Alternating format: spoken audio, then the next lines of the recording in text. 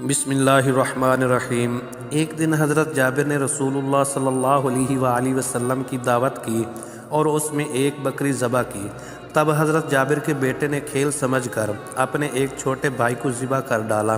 اس کی ماں یہ حال دیکھ کر دوڑی اور لڑکا مارے ڈر کے چھت پر چڑھ گیا، اور جب اس لڑکے نے اپنی ماں کو اپنی طرف آتے دیکھا تو وہ بہت زیادہ ڈرا اور چھت پر سے کود کر وہ بھی مر گیا۔ اس عرصہ میں آن حضرت صلی اللہ علیہ وآلہ وسلم حضرت جابر کے گھر پر تشریف لے آئے۔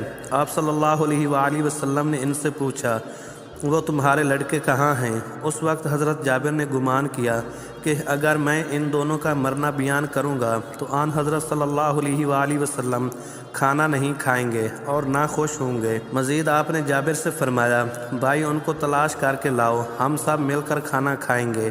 تب ناچار ہو کر لڑکوں کی ماں نے ان کے مرنے کا احوال بیان کیا۔ چنانچہ یہ بات سن کر آن حضرت صلی اللہ علیہ وآلہ وسلم بے قرار ہو کر ان دونوں کی لاش پر جا کر کھڑے ہوئے اور پھر دعا کی۔